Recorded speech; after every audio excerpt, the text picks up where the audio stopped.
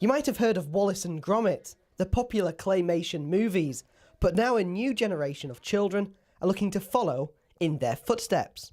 Through the use of a workshop, children are becoming budding animators, using clay figures and fancy cameras. It's been really good, yeah. I've been taking the pictures of the animation and doing it just then. It's really fun, yeah.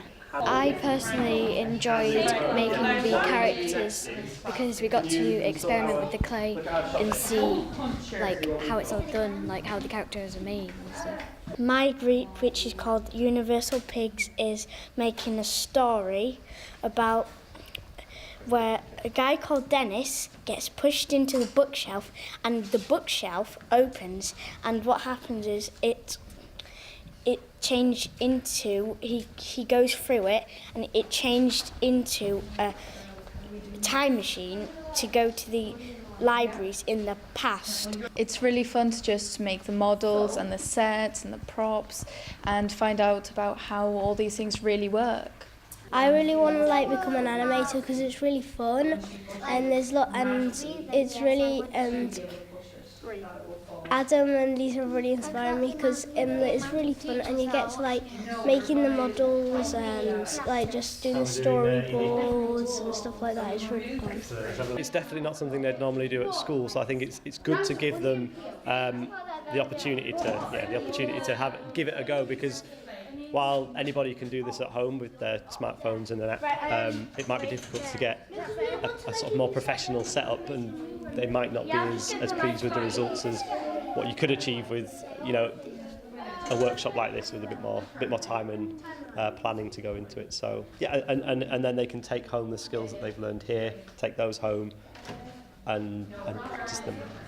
And definitely, I think it's really important for them to get that opportunity. The scheme is part of the Summer Reading Challenge, led by Explore York Libraries and the Reading Agency.